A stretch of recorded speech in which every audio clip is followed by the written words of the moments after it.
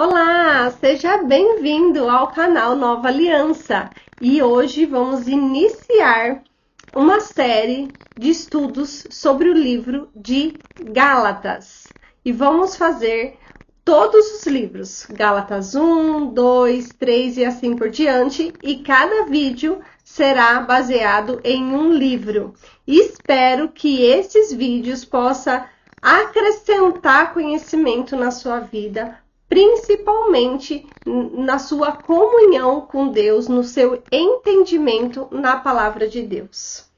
E para isso precisamos primeiramente entender o contexto do livro de Gálatas. E eu quero compartilhar com vocês então aqui quem foi o escritor do livro de Gálatas. Claro que foi Paulo. Paulo, um servo de Deus, que até então era um perseguidor da igreja, né? Matava as pessoas que criam em Jesus e de repente o Senhor então o escolhe, né? E a gente vai também estudar um pouquinho sobre isso neste livro. O Senhor então transforma a vida deste homem, né? Para você ver o poder que tem o sangue de Jesus na nossa vida, né? A partir do momento que a gente aceita Cristo, a mensagem do Evangelho, esse Evangelho precisa fazer uma transformação na nossa vida, e foi isso que fez na vida de Paulo. Então, Paulo escreveu o livro de Gálatas, né? E para quem foi, então, este livro? Foi para as igrejas da Galácia, né? Para as pessoas recém-convertidas. E ali dentro tinham tanto pessoas judias quanto gentios convertidos nessas igrejas. Porém, Paulo ele escreve este livro para alertar, né, essas pessoas, porque Paulo havia ido nesses lugares, havia então feito ali, levantado igrejas, pregado o evangelho de Cristo, pregado a nova aliança, mas ele escreve para advertir o povo que eles estavam voltando aos costumes antigos, né? Estava alertando o povo que não precisava mais viver a velha aliança. E a gente vai então ver que Paulo adverte esse povo porque eles estavam, haviam pessoas, mestres judaizantes. Eles queriam, então, trazer as velhas doutrinas. Eles tinham que mostrar ao povo que não era só crer em Cristo Jesus, mas eles deviam fazer ali por suas obras também para alcançar a salvação. Então, Paulo ele escreve para repreender esse povo, para repreendê-los e falar: gente, acorde, que não foi isso que eu preguei para vocês. O que eu preguei foi o evangelho da salvação pela fé em Jesus Cristo. E vocês estão querendo ali aceitar uma doutrina que não é mais válida para vocês. Então, esta carta é para alertar o povo dos falsos mestres, dos falsos cristos. Então, a gente vai começar a ler ali, então, no versículo 1. Paulo, apóstolo, não da parte de pessoas, nem por meio de homem algum, mas por Jesus Cristo, e por Deus Pai, que o ressuscitou dos mortos. Todos os irmãos que estão comigo, as igrejas da Galácia. Então, aqui Paulo, ele diz que ele, apóstolo de Cristo, e não por meio de homem. Então, Paulo, ele foi ali doutrinado pelo próprio Jesus, né? Paulo, ele foi convertido por aquele encontro que ele teve quando ele estava indo para Damasco. Então, a conversão de Paulo não foi porque ele ouviu alguém dizer, por algum homem, né, pelos apóstolos pregarem Jesus. Não. Paulo, ele foi convertido por aquele encontro pessoal com o próprio Cristo, quando Cristo chama Paulo, então, para servir na obra dele. Então, ele diz aqui, ó, por meio do próprio Jesus, né, aquele que ressuscitou dentre os mortos. Então, Paulo reconhece que ele foi chamado por Cristo, por aquele encontro, então, que ele teve com Cristo. E aqui no versículo, dando continuidade aqui, né, ele fala assim: graça e paz da parte de Deus, e do nosso Senhor Jesus Cristo, o qual se deu a si mesmo por nossos pecados, para nos livrar do presente século mau, segundo a vontade de Deus nosso Pai, a qual seja dada glória para todos sempre. Amém. Então, esse evangelho que ele recebeu foi da parte de Deus, foi da parte do próprio Jesus Cristo, aquele que morreu pelos nossos pecados, para nos livrar deste século, né? Então, a promessa é que Cristo viria, morreria então, para nos dar a oportunidade da salvação, para nos dar ali a oportunidade de vivermos eternamente com Ele. E Paulo aqui ele reforça que ele estava pregando o evangelho de Cristo Jesus, aquele que morreu pelos nossos pecados, aquele que era poderoso, aquele que era perfeito e poderia então nos justificar mediante a fé, que poderia então morrer para perdoar todos os nossos pecados. E aqui eu queria trazer um outro versículo para vocês para reforçar isso, que está lá em 1 Pedro 2:24, que diz assim: carregando ele mesmo, quem? Cristo, né? Carregando ele mesmo em seu corpo sobre o madeiro os nossos pecados, para que nós, mortos para os pecados, vivamos para a justiça. Pelas feridas dele, vocês foram sarados. Esse versículo é muito lindo, porque ele mostra, né, que Jesus, carregando então o madeiro ali, né, indo ali em direção à morte, Jesus próprio, ele decidiu fazer isso, né? Ele se entregou pelos nossos pecados. E os nossos pecados, imagina, né, que coisa mais linda, né? Jesus fez isso, depois da morte e ressurreição de Jesus, quantas pessoas nasceram e morreram e foram pelo pecado de todas essas pessoas, né? Pelos nossos pecados, pelo pecado que eu ainda vou cometer, já então está perdoado lá na cruz. Pecado que às vezes passa despercebido por mim, Jesus já perdoou lá na cruz, né? Eu tenho que sim reconhecer os meus pecados, pedir perdão ao Senhor, pedir para que eu não cometa mais esses pecados, mas esses pecados já foram perdoados por Cristo na cruz, né? Então, mortos para os pecados, que quer dizer? Porque os nossos pecados já foram pagos e vivamos para a justiça, porque é Jesus que justifica nossa vida, é Jesus que nos justifica, né? Então, Jesus já pagou os nossos pecados, Jesus já fez aquilo que era para nós ter feito, só que como nós não somos perfeitos, a gente jamais ia conseguir ser justificados pelas nossas obras, né? Então é muito lindo e maravilhoso que Paulo sempre reforça isso em suas cartas, que Jesus morreu pelos nossos pecados. E então os nossos pecados estão perdoados por Cristo, né? E o que nós precisamos fazer é reconhecer, pedir a transformação e permanecer nos caminhos de Jesus.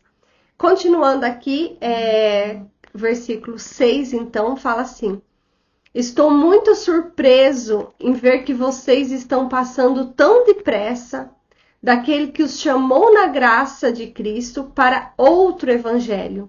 Então, Paulo aqui, esse surpreso não é de alegria, mas é um surpreso de espanto, um surpreso de tristeza de ver que aquilo que Paulo havia pregado, o evangelho da graça, né, estava passando tão depressa ali, eles estavam sendo enganados tão facilmente por esses falsos mestres, de uma graça tão simples de ser aceita, né, que é pelo sangue de Cristo e nada mais, e querendo então se converter por um outro evangelho que Paulo não havia pregado a eles, né?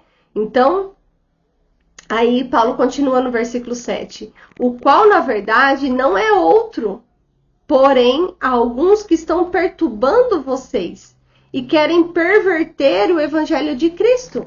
Então o evangelho é um só, é um único evangelho, não existe dois evangelhos. Existe o evangelho de Cristo e o que os falsos mestres acreditam ser evangelho, que na verdade não é. Paulo aqui fala assim, que na verdade não é outro, não existe outro evangelho, né? Mas é o erro, é o falso ensino, né? Desses falsos mestres. E ainda Paulo continua no versículo 8. Mas ainda que nós, ou mesmo um anjo vindo do céu, pregue a vocês um evangelho diferente daquele que temos pregado, que esse seja anátema, né? Então Paulo aqui está dizendo o quê? Que se ele ou qualquer outra pessoa ou um anjo de Deus vier e pregar um evangelho diferente, qual que é o evangelho que Paulo pregava? O amor ao próximo, o amor a Deus sobre todas as coisas, a morte de Cristo para a remissão dos nossos pecados, a ressurreição de Cristo, a promessa da vinda do Senhor, né? Então, esse era o evangelho que Paulo pregava. E aí ele fala que se alguém pregar algo diferente disso, que você consegue sim receber a salvação fazendo algo, ou pagando por alguma coisa, que Cristo vai te abençoar se você fizer aquilo ou aquilo outro. Isso é um falso evangelho, porque não é isso que Paulo pregava. Então, que essas pessoas sejam amaldiçoadas, né? Seja anátema, seja amaldiçoada, porque não é esse o evangelho verdadeiro de Cristo, né? E aí, versículo 9 fala assim: como já dissemos, e agora repito, se alguém está pregando a vocês um evangelho diferente daquele que já receberam, que esse seja amaldiçoado. Então, aqui Paulo reforça mais uma vez que aqueles que estão pregando um evangelho diferente, o evangelho do sangue de Cristo, que esse seja anátema, né? Então, e aqui eu quero abrir um pouquinho para vocês, né? Quem que então estava perturbando, né? Eram esses falsos mestres, os judaizantes. Eles não aceitavam, eles não conseguiam entender a graça de Cristo. Eles não conseguiam entender que Jesus veio, morreu pelos nossos pecados e se aceitarmos a Cristo como Senhor e Salvador, isso já basta para que nós sejamos salvos. Eles sempre achavam que precisava fazer alguma coisa além disso, né? Então, aqui os judeus, eles tinham 3 pontos aqui importantes para eles seguirem, para que eles pudessem entender que eles estavam ali no caminho da salvação, né? Primeiro era a circuncisão, e Paulo nos adverte que isso não era mais necessário. O segundo ponto era as leis mosaicas, né? Os 10 mandamentos e a continuação lá ali dos livros da lei, né? Dos mandamentos do livro da lei, que são 613 mandamentos, que também está na palavra de Deus. E há ali que esses 613 mandamentos incluem, então, ali a parte de alimentação, né? A parte ali da restrição alimentar. Também era muito importante. Então, esse povo, eles eram conhecidos por esses 3 pontos principais, vamos dizer assim, né? Circuncisão, então aqueles que queriam se tornar judeus, se tornar o povo de Israel, precisava passar pela circuncisão, precisava obedecer ali as leis mosaicas e precisava então deixar de comer alguns alimentos para que ele pudesse então fazer parte ali do povo de Israel. Então esses eram os 3 pontos importantes que diferenciava entre o povo de Israel e o povo que não eram ali convertidos, né, os pagãos, né? Esses 3 pontos eram ali os principais que diferenciavam esse povo. Então, o povo judeu, ele não conseguia entender que a graça era aceitar a Cristo e não precisar cumprir nenhum mandamento. Porque o Espírito Santo, a partir do momento que você aceita Cristo, ele vai habitar em você. E o Espírito Santo vai te induzir a fazer o que é bom, o que é correto, o que é agradável aos olhos de Deus. Então, a lei, ela já não precisava ser um fator determinante para o certo e errado, porque agora é o Espírito Santo que nos induzia a fazer isso, né? Então, é aquilo que eu falo, não é que a gente vai começar a desobedecer, a lei não faz mais parte. Porém, a lei já não é mais um fator que vai me diferenciar do povo, mas sim o Espírito Santo que habita em mim. É o selo do Espírito Santo que habita em mim que vai mostrar para mim se eu sou uma pessoa cristã ou não. Então, a diferenciação hoje é se a pessoa olha para você e vê que você é, então, conduzida pelo Espírito Santo. É esse o principal, a diferença entre aqueles que não aceitaram a Cristo e aqueles que aceitaram a Cristo. Continuando aqui, então, a gente continua nos versículos, né? E aí ele fala assim: por acaso eu procuro agora o favor das pessoas ou o favor de Deus? Ou procuro agradar pessoas? Se ainda estivesse procurando agradar pessoas, eu não seria servo de Cristo. O que Paulo então fala aqui, né? Que se a gente quer agradar pessoas, a gente vai falar amém para tudo, né? A gente não vai querer pregar o evangelho. A gente vai querer fazer ali umas manobras, porque aquelas manobras vai fazer a pessoa se ajeitar ali do jeito que ela quer, né? E não é assim, né? Então Paulo, ele não estava ali para agradar pessoas, ele estava ali para agradar a Deus, para fazer aquilo que era correto para Deus, pregando o verdadeiro evangelho. Independente se os judeus viessem julgar Paulo como julgava Cristo, né? Viesse ali apontar Paulo como apontavam a Cristo, Paulo não estava se preocupado com isso. Paulo estava preocupado em pregar o evangelho, independente do que as pessoas pensariam ou fariam com ele, né? Tanto que Paulo foi perseguido muitas vezes pela pregação do evangelho, né? Por Cristo Jesus. Paulo sempre foi perseguido por pregar o verdadeiro evangelho. Daí, continuando aqui, então, Paulo fala assim, ó: mas informo a vocês, irmãos, que o evangelho por mim anunciado não é mensagem humana, porque eu não recebi de ser humano algum, nem foi ensinado, mas eu recebi mediante revelação de Jesus Cristo. Aqui Paulo reforçando, né? Que a mensagem que ele pregava veio do próprio Jesus, não foi ninguém que o conduziu, né? Ó, Paulo, vai lá e eu vou te ensinar e você prega assim, assim, assado. Não. Veio do próprio Jesus Cristo, porque vocês ouviram qual foi no passado o meu modo de agir no judaísmo, como de forma violenta eu persegui a igreja de Deus e procurava destruí-la. E na minha nação, quanto ao judaísmo, levava vantagem sobre muitos da minha idade, sendo extremamente zeloso das tradições dos meus pais. Então Paulo aqui mostra que ele era um judeu que cumpria exatamente a lei, que fazia tudo o que a lei, né, e os costumes ali, as tradições judaicas exigia dele. Então Paulo, ele era extremamente zeloso, ele era um homem realmente que cumpria o que ele havia aprendido. Mas quando Deus então o escolhe ali, quando Deus pede para ele começar a pregar um evangelho, Paulo abandona tudo isso para pregar a essência do evangelho de Cristo. Paulo se converte ao cristianismo, Paulo se converte a Cristo, aceita o Senhor como seu Salvador e tem uma vida ali transformada. Aquele que perseguia agora vai ser aquele que prega. Então, esse encontro com Cristo faz isso na nossa vida. Se eu bebia, eu não bebo mais. Se eu falava palavrão, eu não vou falar mais. Se eu era uma pessoa muito briguenta, eu não vou brigar mais. Precisa haver uma transformação na nossa vida quando nós aceitamos a Cristo. As pessoas precisam olhar e ver uma Bianca de antes e uma Bianca de depois.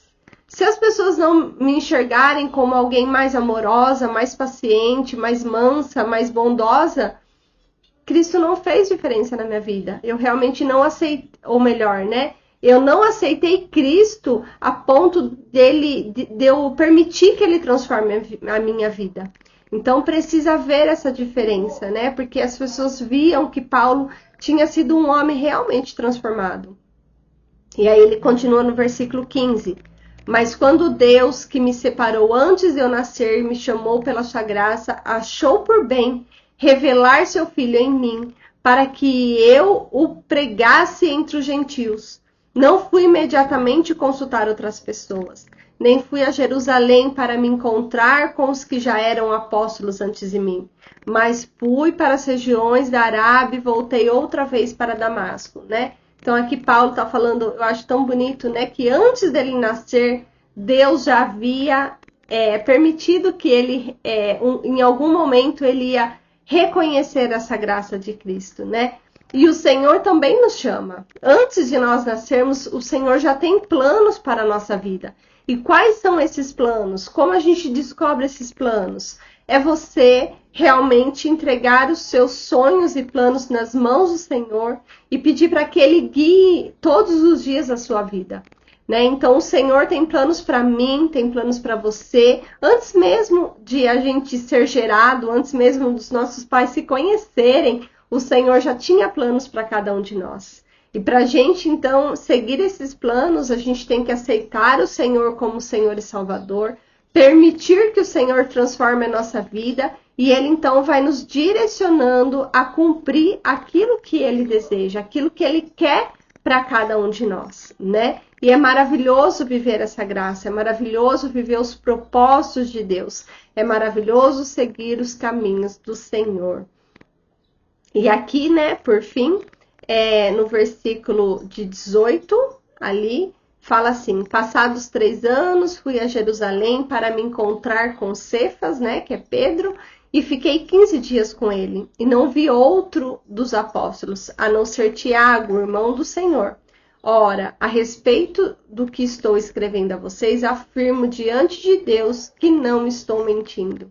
Depois fui para as regiões da Síria e da Cilícia, e eu não era conhecido pessoalmente pelas igrejas da Judéia que estão em Cristo.